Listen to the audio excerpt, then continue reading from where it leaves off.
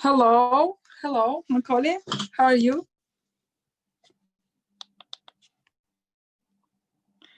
Nice to meet you. My name is Ingrid.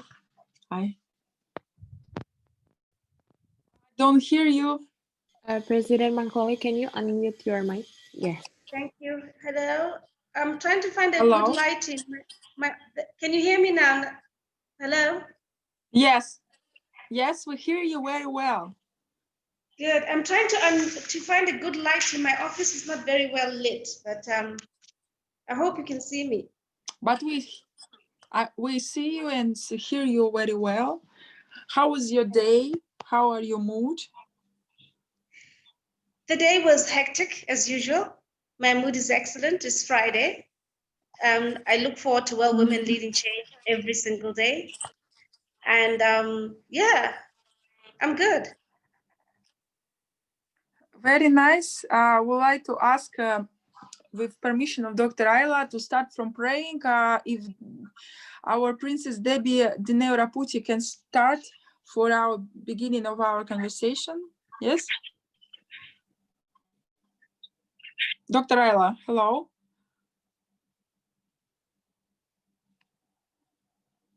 Yes, how are you? Anyway, Ingrid? yes. Yes, Hello, Ingrid. Debbie. Hello. You're looking so nice. Please, You're looking so beautiful, the two Thank of you. you.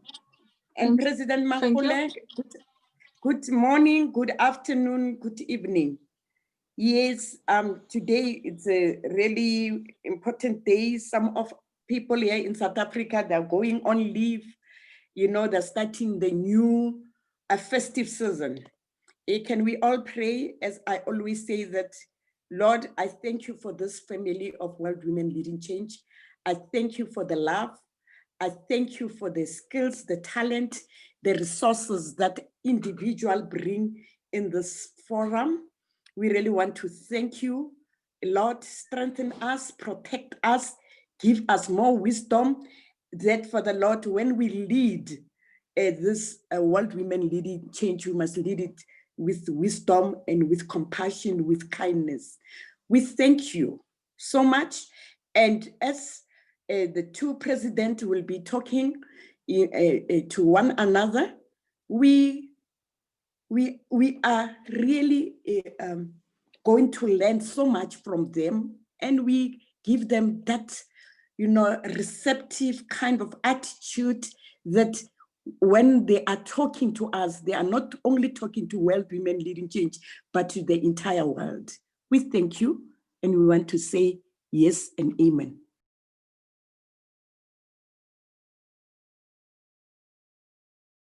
Amen. Amen. Amen. Thank you, Miss Debbie. Thank you. Amen. Hello, everyone. Hello, hello. I would like to represent today. We have our speaker. It's Mankhole Thakhisi. Am I right spelling your name? Yes. She's the president of WWLC in Botswana, and also she's the head of business development of Botho University.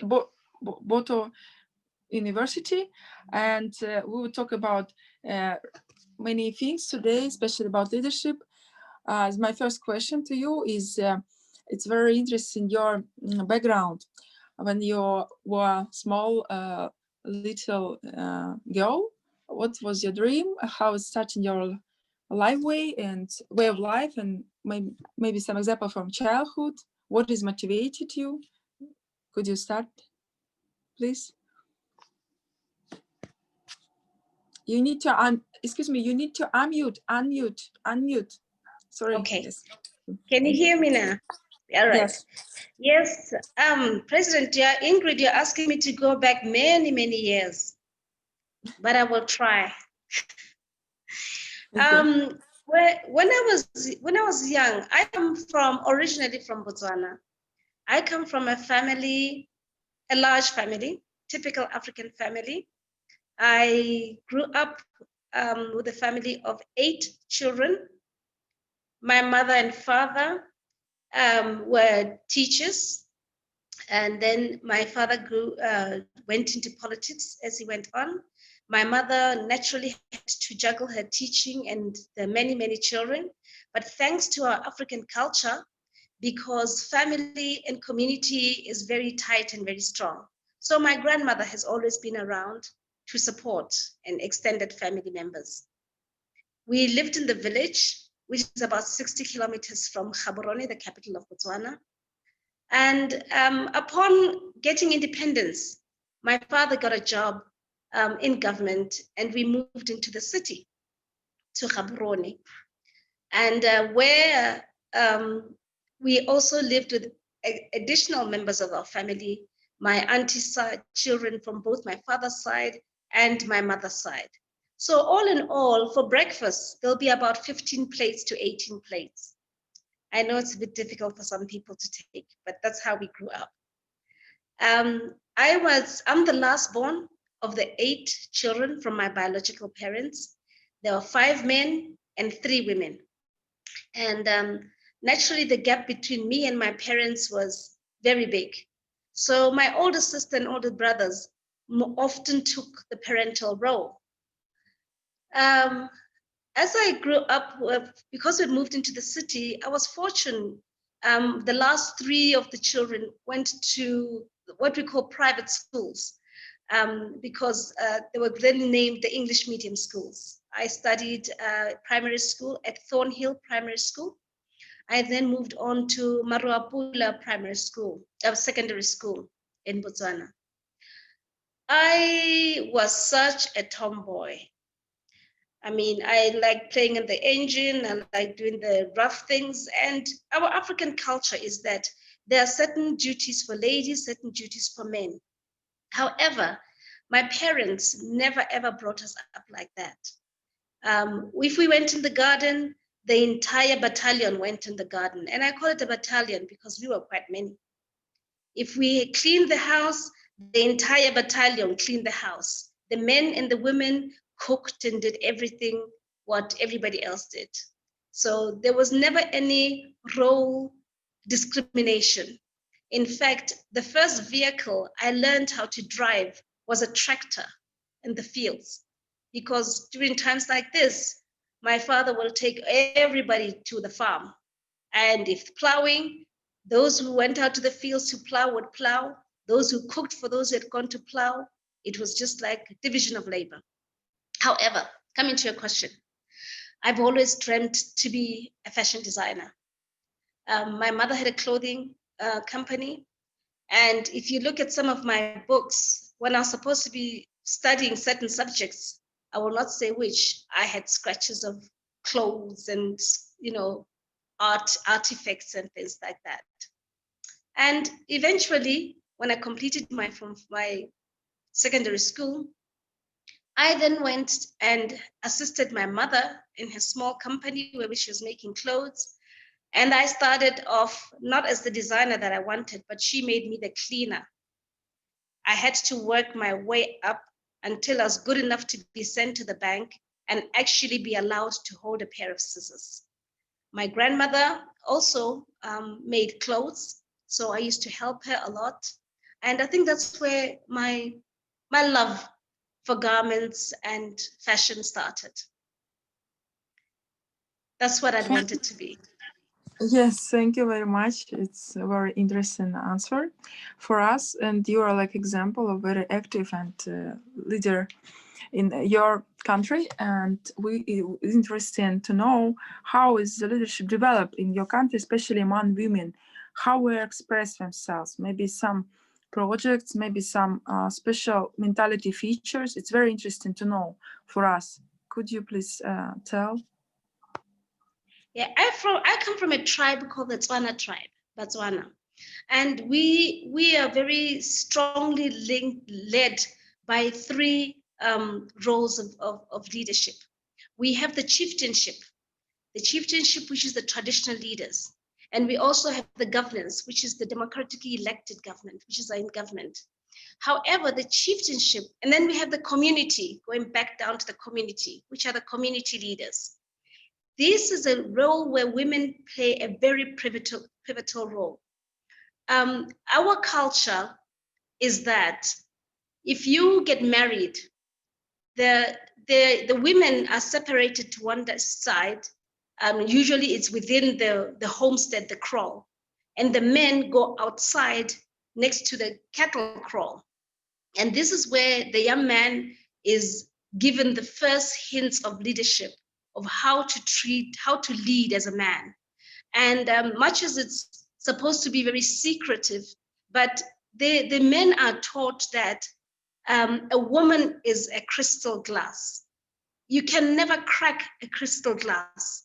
If you put any kind of damage in crystal, it shatters. So they basically say a woman is a glass. A man is supposed to be the resource of the place. He's supposed to be the head. And he's taught there that the woman is the neck. On the other side, a woman is put in a kraal, on a leather mat on the floor, and she's expected to sit down with her feet straight on the floor. I wish I could demonstrate it, but and all the other elderly women surround her, and they give her fundamental values of family, of wifehood, more importantly, as leadership. They teach you there because culturally or traditionally, men would go out and hunt, they would go out to the mines, etc. And women are the backbone of families. They teach you how to be both a man and a woman. They teach you how to be able to carry a spear and look for your children food and hunt, be authoritative, bring up children in the way of the Lord, and to be producers, to be forthright, to be outspoken. And that's where the grounds of discipline are put in.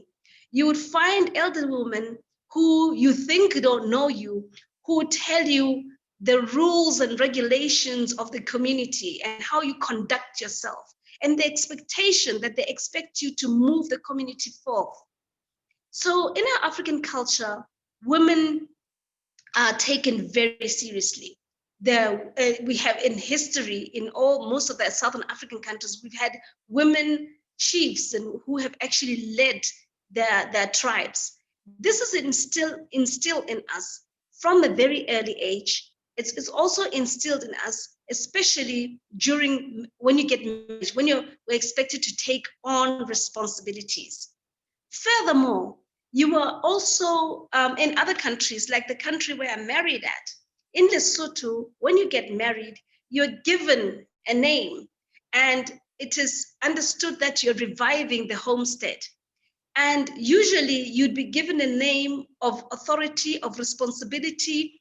That alone pivots you and position you in a place of leadership.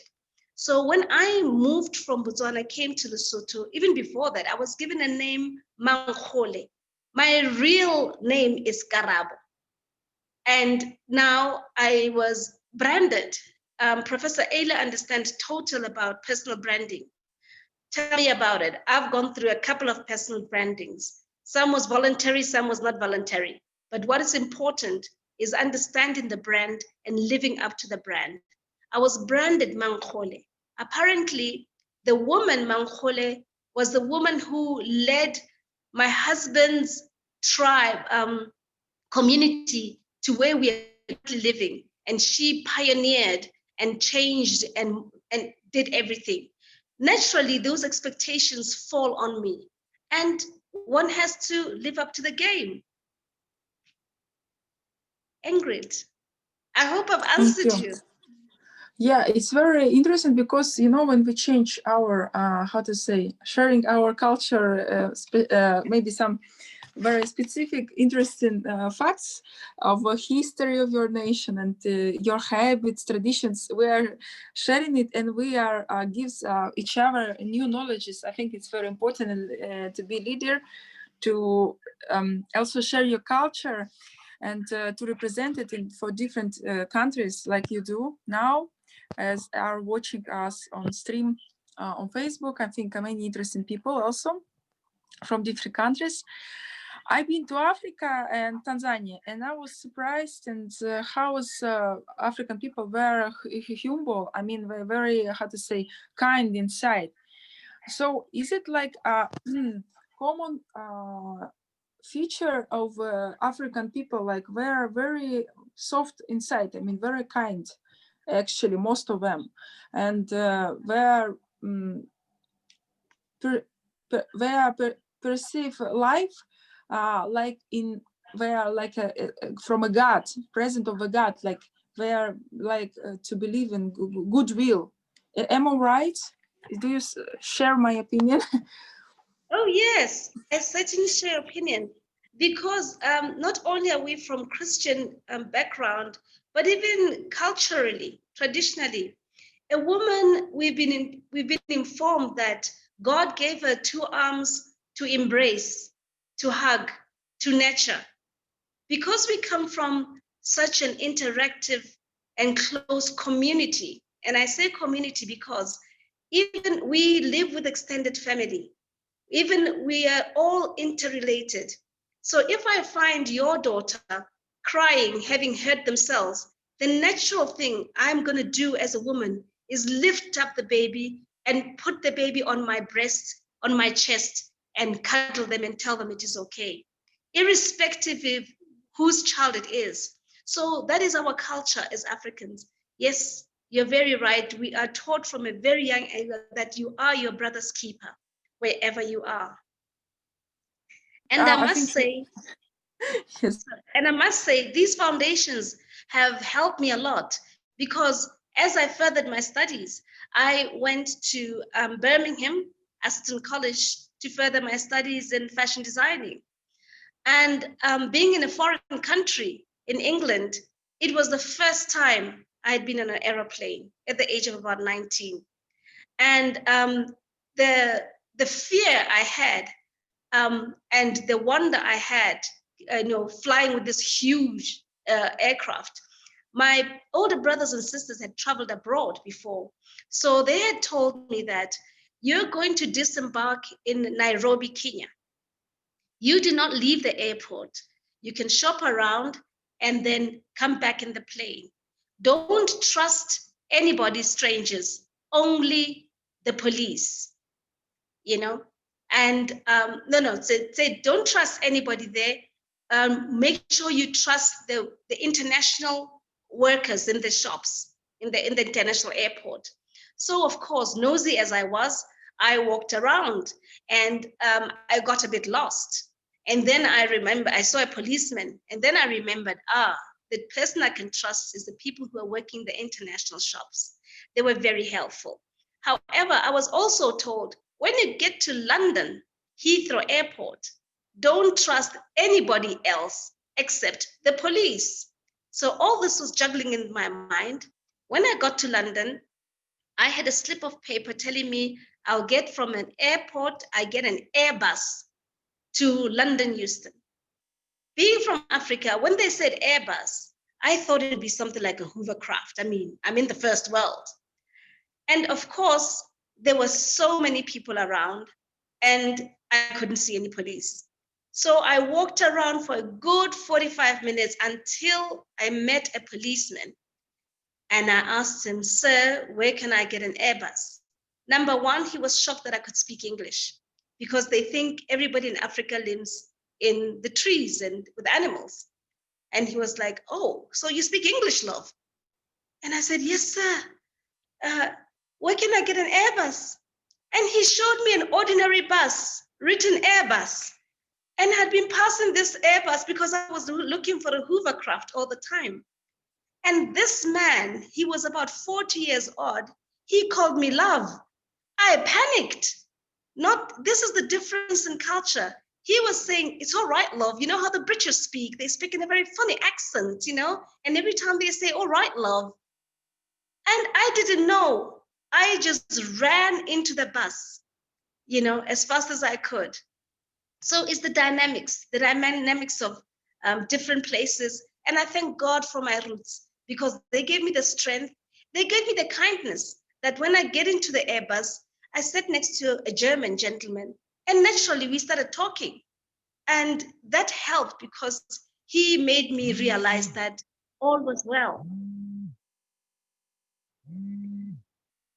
A good, interesting story for us, for our humans to know how it's policemen can help, and if even your child, you can be trustful. Pardon me, I got this.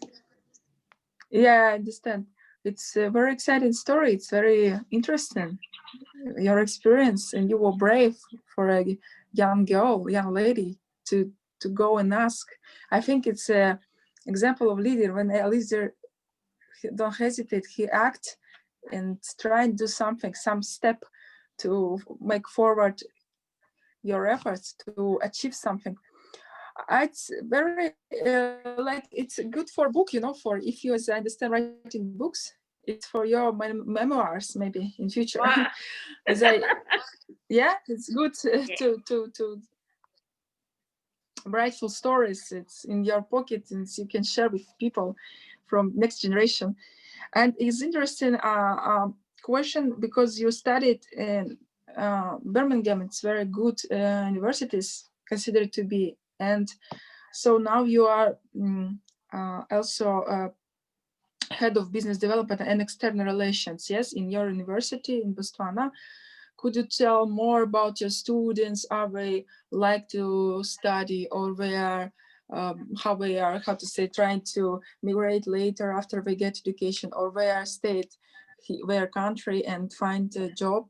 How it's usually going to help them with university, maybe with practice and with all knowledges? Well, funny enough, because this was an accident, so to speak, that I landed up in this university. I will just take you further from my journey from Birmingham. I then came home back to Botswana, and then went back to study a postgraduate in clothing technology in Manchester University. At that point, that's when I realized, while I was in the UK, how much I did not know of my country. I traveled intensively in Botswana, and while I went back to Europe, I made sure that I traveled to Paris, Italy. I did the whole of Europe and part of Scandinavia as well. And it literally made it a point that I went to the US and got to understand the world. And this made me appreciate and realize that leadership should be taught. Leadership should be grasped, and we shouldn't be focused only on what we learned in formal education.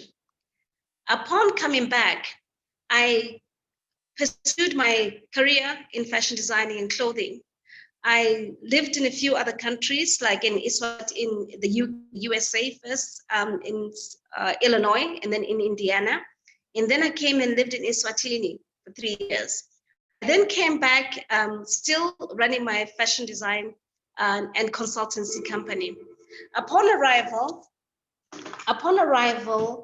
I then realized there's a gap in Lesotho. There was a gap in that there were no private universities.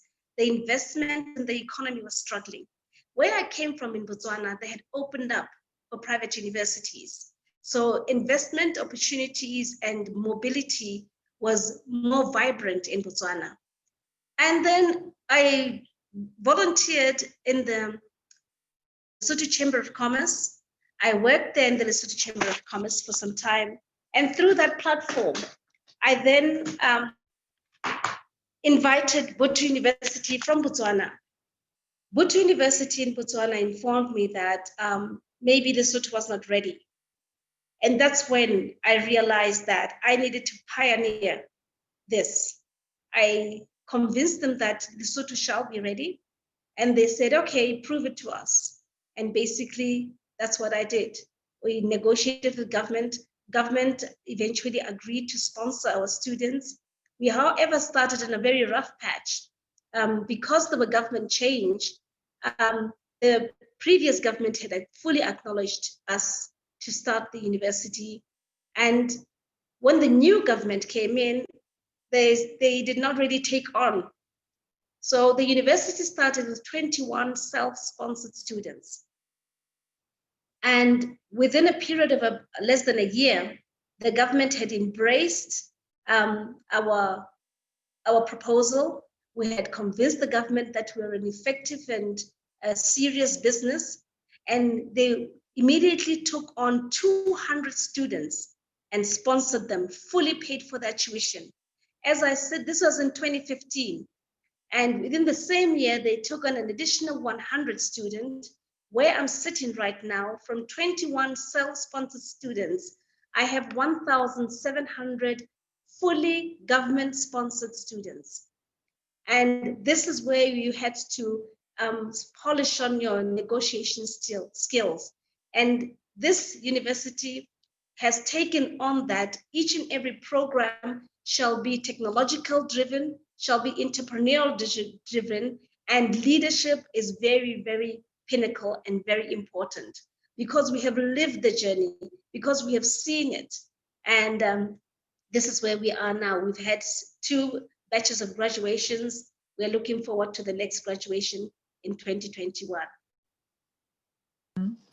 Thank you. Спасибо in Russian, which means asante in Swahili, I know. Thank you. It's very good, very interesting.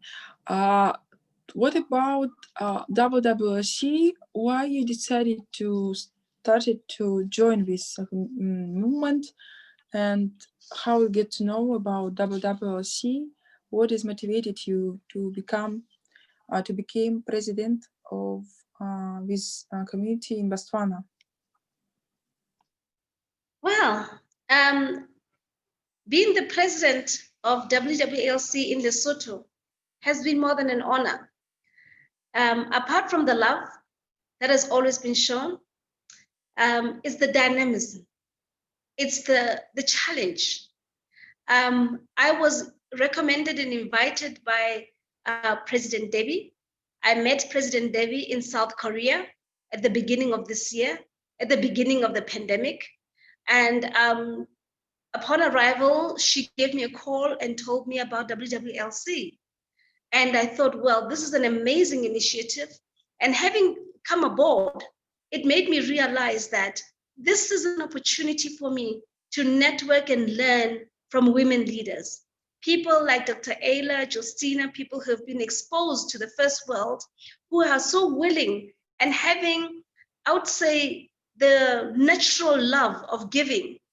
And the main thing that God has placed the woman on this earth for, duplication, multiplication.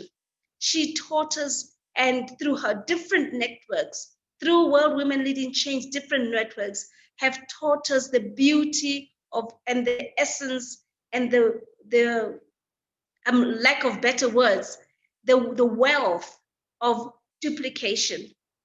And we appreciate that as women because, I have a daughter, she looks a bit like the father, but she is my duplicate in character.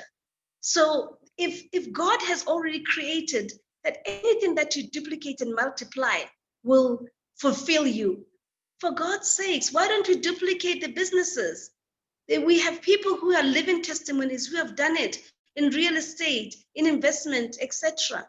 And it spoke so much to my life because I have seen duplication not only in my family, I have seen it in the business I'm in right now. In Botho University, we have literally duplicated the campus in Botswana and duplicated it in Lesotho. And that's where the success is. So WWLC made perfect economic sense for me. And the country which I love so much, which I'm married in, Lesotho, it's a kingdom in the sky. It's a beautiful country. There's so much opportunity for investment. And join a family like World Women Leading Change, where we can subscribe and be in constant touch with the changes and developments. I wouldn't want to be in any other place but here. Ingrid.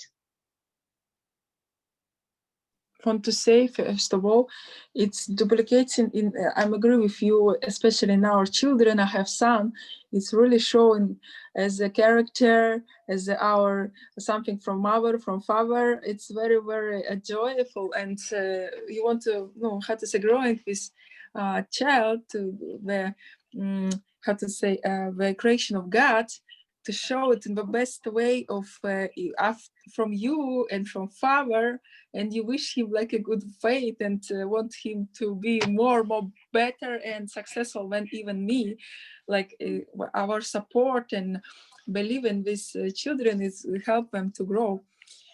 And it's interesting, it's continue our goals, life goals, and our, how to say, our existence on this earth, because I believe that we are become for this period, and next our generation come for continue, like this is the life meaning of our soul will be with them all the time of their way of life.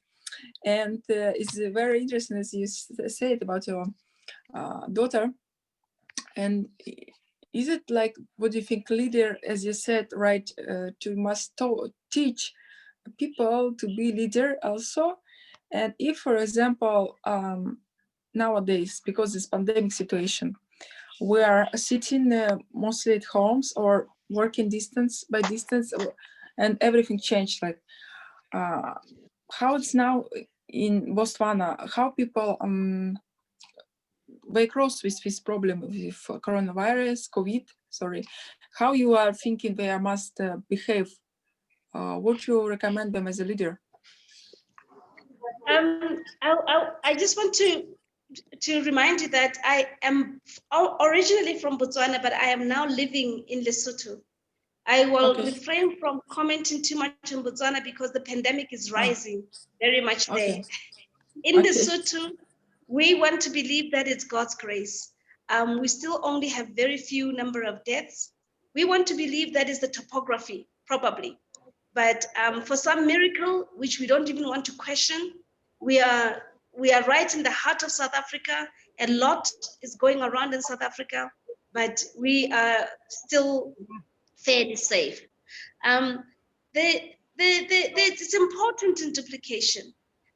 Before I respond to your question, I'll just say that I want to reflect to what you're talking about, family.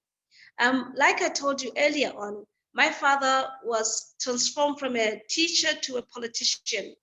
My eldest brother, the firstborn of the family, he became a politician. And he was a member of parliament, like in the far north, very far from where we're living. So this just go to show us, once you're a leader, once you've got the good and sound and correct principles, it does not matter where you are, you shall thrive, you shall continue. And in another sense of duplication, the youngest of the men in our family also got into politics. He is currently in leadership as well. So yes, there's power in duplication.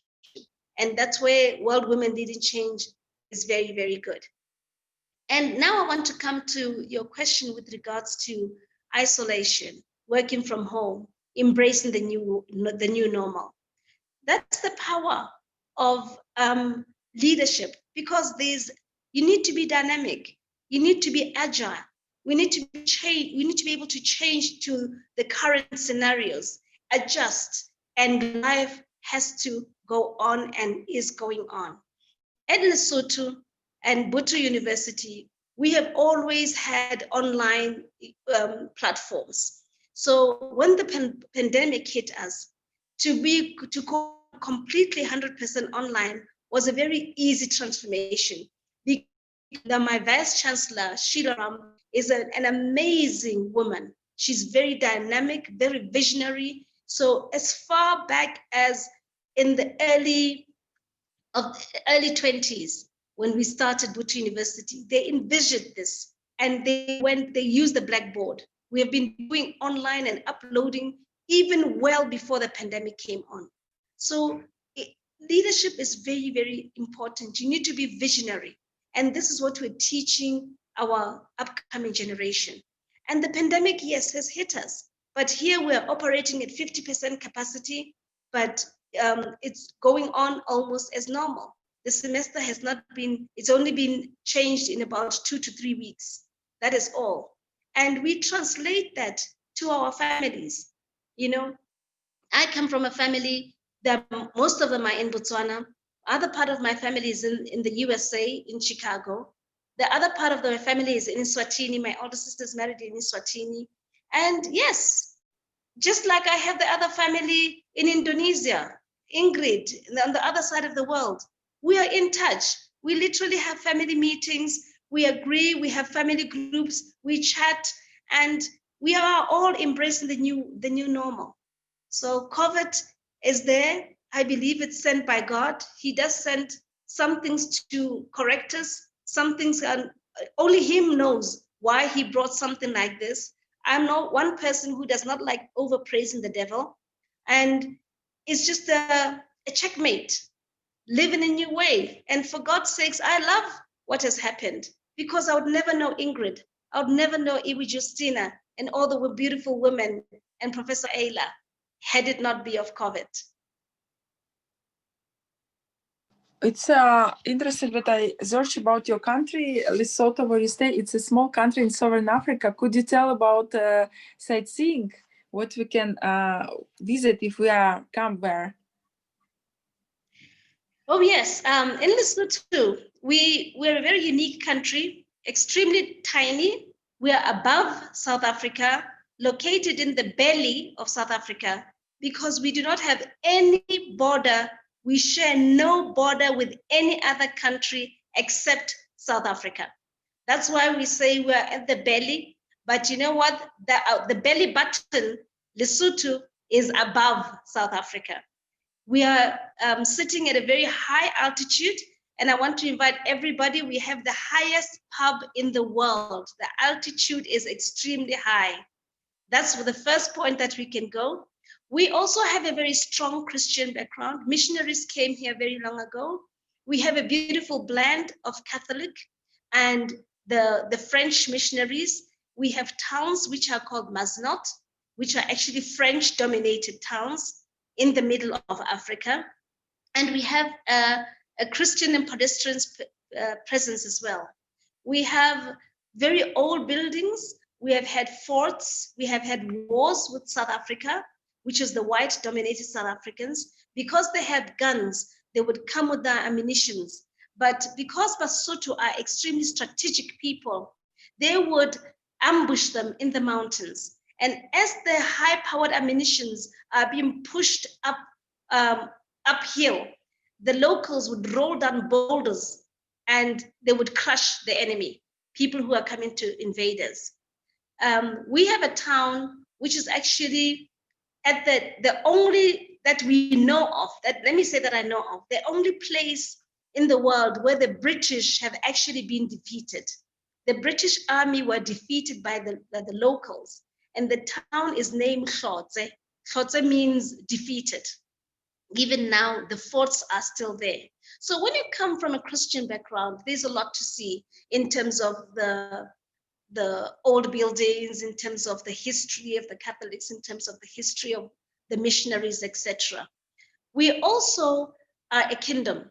We had a very smart king who, upon realizing that Shaka Zulu could, the other armies around could actually engulf Lesotho, he made friendship with them, he traded with them, and therefore he brought the country, all the Basotho to a fortress, a high place called Tababusiu. And these are all the places which are still here. We have cultural villages. We have the amazing sceneries. It's untouched because it's still a very small developing country. It's still registered as an underdeveloped country in the world. In the UN, it's still recognized as a developing country, an underdeveloped country. We can upsail. In Lesotho, there's upsailing. There is skiing. We have ski slopes. In the winter, it does snow and you can ski. And in the summer, it gets extremely hot. And we have waterfalls, which are natural waterfalls, pony rides, donkey rides, and it's amazing. And we're now looking at World Women Leading Change to actually set up smart cities where you can come and do our investments. I would like to come to skiing because I like it in Russia, where I live in. It's very cold now, and it's good. I know now, well, in Africa, I can come to ski if I go to Africa again. I will come definitely. Thank you very much for this interesting describing, because it's interesting to know, like where I didn't heard about it, never heard that snow in Africa exists. like for skiing condition for skiing. Also, it's interesting because I'm also interested in international politics. I would like to ask about sovereign African community, because SADC, if you know it, it's Lesotho and even Botswana is members of this African Union, Sovereign African Development Community, SADC. Could you tell about is you know their activity, how it develop now? Yes, nowadays? the Southern African Development Community, Lesotho is part of. It's a member state, as well as other Africans in the Sub-Sahara. And this is a delicate one. This little country is led by a monarchy. Our monarchy is a ceremonial monarchy, very much like the British monarchy. Then we have a prime minister, which is democratically elected through the normal elections. However, we are known to be very active in politics, for lack of better words. We change our governments very often, and we normally have coalition governments. And even through our political instability, there is stability. Stability in the sense that there's not, unfortunately, political instability has affected the vibrant economic growth, but it's fairly stable, if I should say that. And the SADC community has been a pinnacle to our stability, because they have often come and put things in order and held commissions and ensured and assured that as part of our member states, we run in accordance to good governance. We are like a little brother to South Africa. They all, in politically and economically, we are economically close to 98% economically dependent on South Africa. As you can understand, all our borders leading into South Africa. This creates an opportunity for us post-COVID to be more improved self-reliance. This positions Lesotho to be open to investors, because especially in agriculture, we have a very small but extremely fertile land. I want to use this platform to invite investors. We have a good international airport, which will be excellent for cargo. So anybody who would want to invest for export and being part of the African Union, being part of the SADC community, community, we are very supported by the European Union. We're highly supported by the American governments, and all developmental partners are extremely active in Lesotho.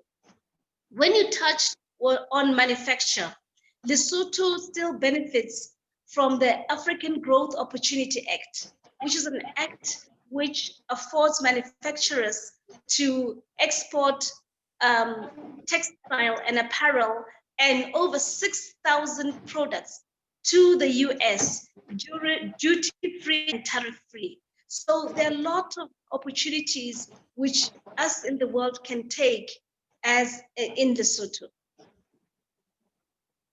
This is my... Thank you. I would like to wish that in Russia also will be one day also in Lesotho develop relationship, as you said, in the US, going trade and many different spheres, as you know. So I'd like to ask about fashion designing, because you said you studied. Maybe you can show us a little demonstration of your style of your clothes, or maybe you can tell it verbally. What is it, like it's national or it's contemporary design? Is it very interesting? And as I heard, textile producer in Lesotho. So you use material in African countries? No. What we could do, in fact, Ingrid, why not pioneer it?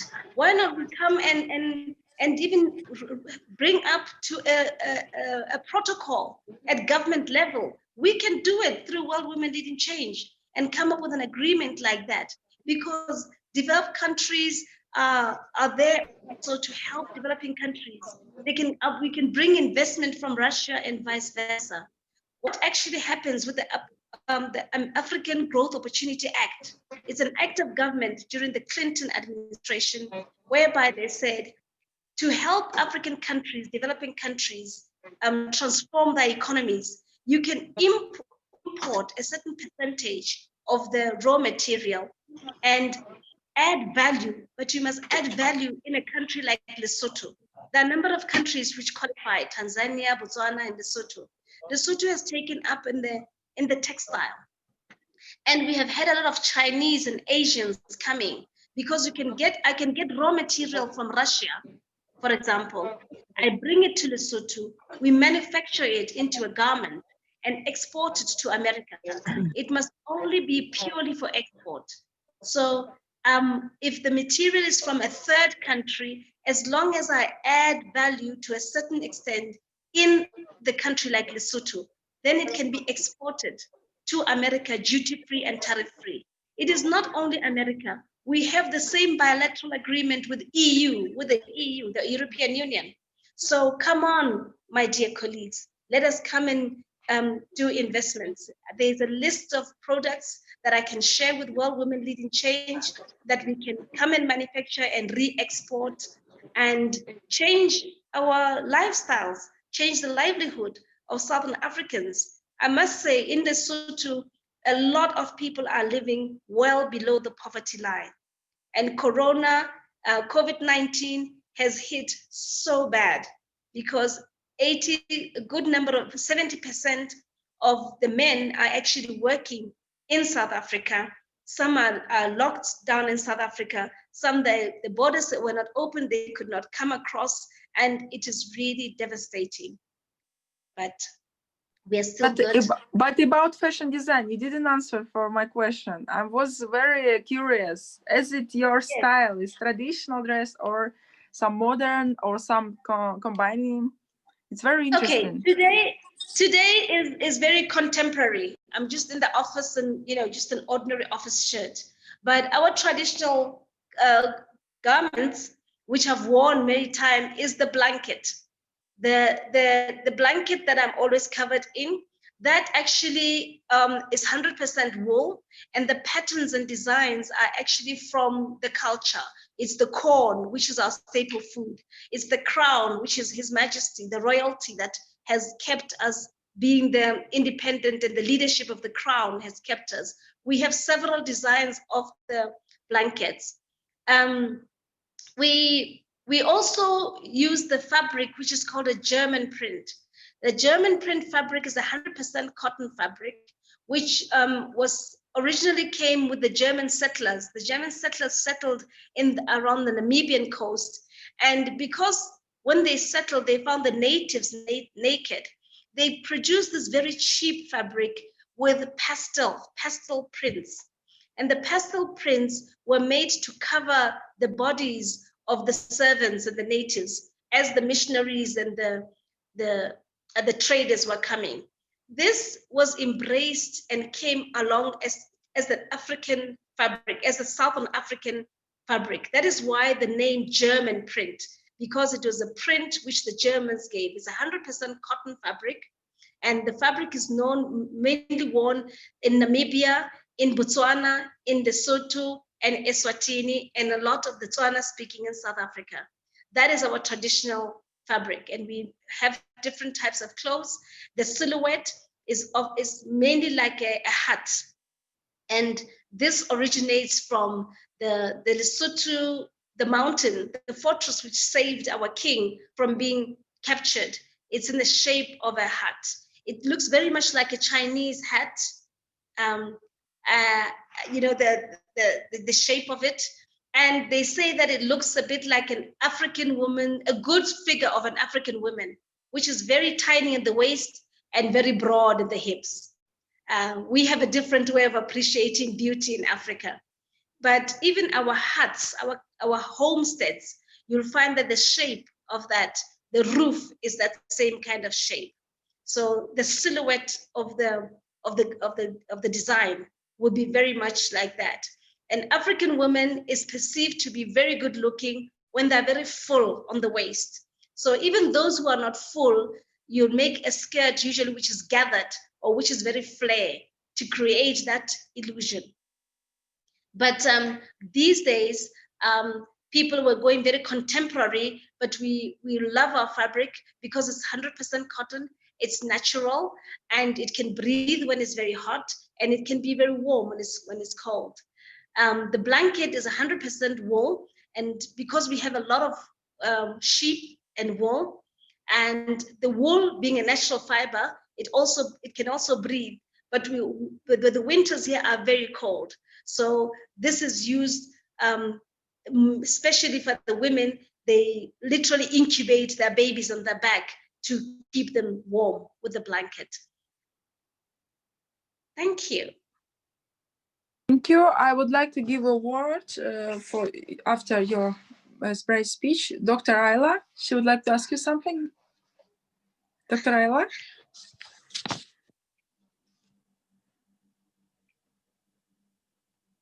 Oh, yes. Hello. How is Very you, amazing. Yes, President Mankhole. I want to ask you something, right?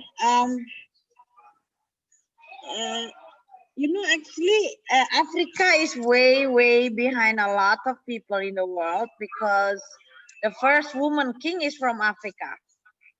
It's called Cleopatra. Yeah. She's so beautiful and so powerful, and she can, you know. My question is like, how, where are you going on your leadership on WWLC in 3 years? Thank you. Wow. WWLC has, I would say, ignited the true values of Africa. I must say that even in Southern Africa, it's not only Cleopatra up north. In Lesotho, we've had a very powerful king who was a woman called Mantebo, and she conquered and she took over. And right now, our queen, Queen Masenate Mahato Seiso, she's another amazing young woman. The Queen Mother, may her soul rest in peace, was another amazing leader in Lesotho. And I can say that for Eswatini, in Southern African, the women leadership, in fact, I think the most powerful leadership in women is in Eswatini, Swaziland. The Queen Mother is extremely powerful. And I think this platform has just helped to reignite that in us. And I think in the next 3 years will give us an opportunity to translate and revive that woman's leadership and thrive and recognition in this kingdom. I see this platform be embraced by powerful leaders already at ministerial level, at government level. I have had a few. I have had women ministers who have been on the platform. And I think in the next 3 years, when we do our projects right, we will actually be pioneers of smart cities, pioneers of infrastructure investments here, and to revive the economy. And this is where I see World Women Leading Change taking Lesotho in the next 3 years. But before all, I see us focusing on what is government priority area. Food security is very important, especially post-COVID. Independence, and at least improving our independence, given that borders can be shut at any time, will be pinnacle. Once we start running our pilot projects on agriculture and helping us feed ourselves, with a full mind, the brain and the mind is full. With a full stomach, the brain and the mind will be full.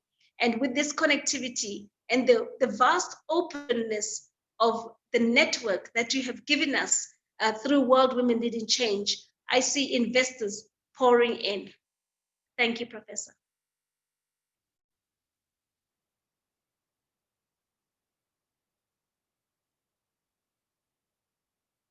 Would like to thank you. Bigger than Cleopatra. Thank you.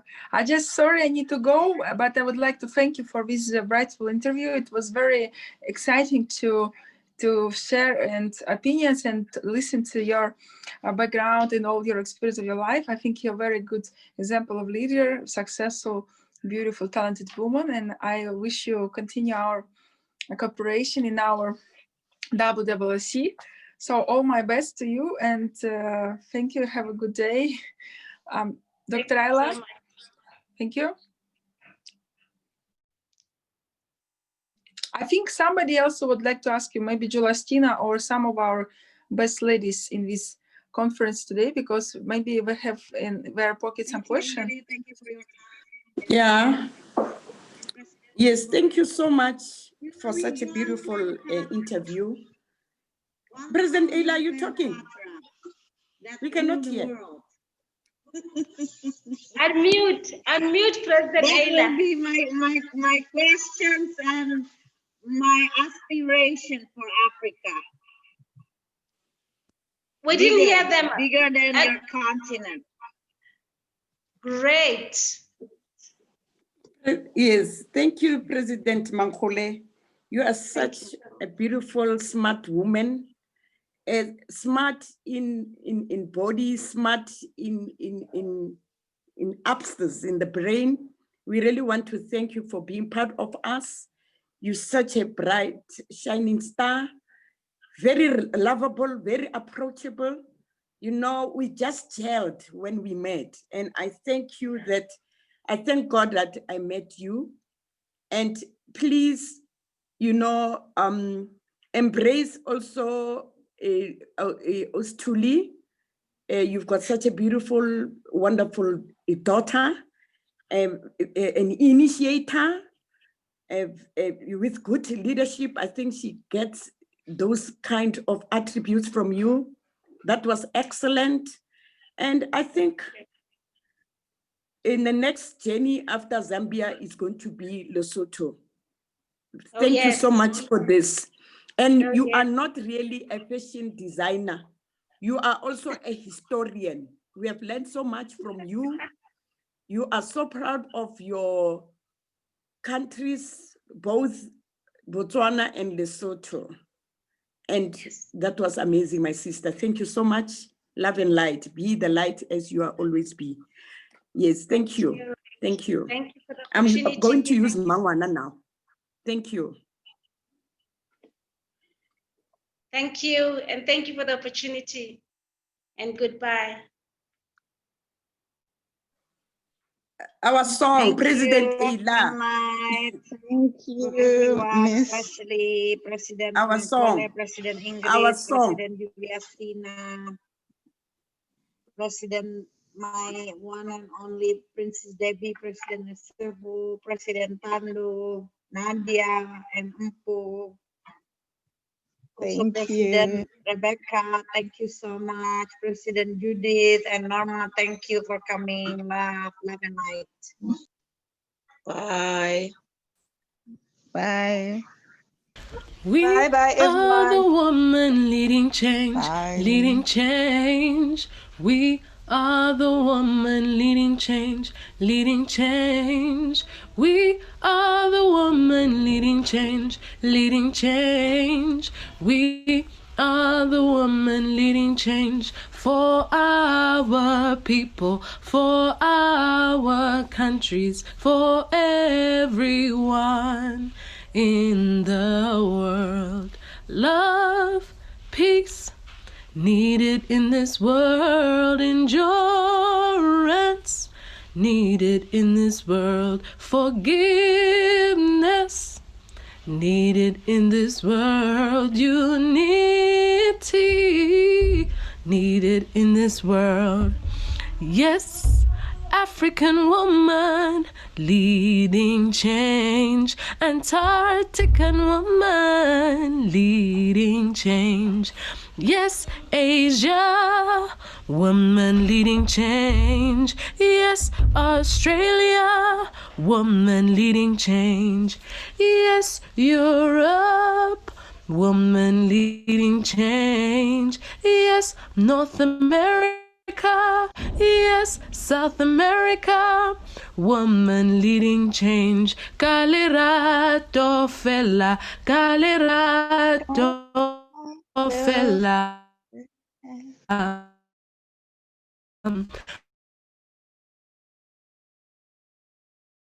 change, Kalita.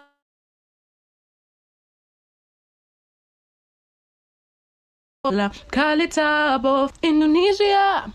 Yes, Ayla. Yes, Ayla.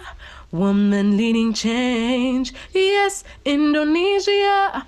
We thank you. World woman leading change.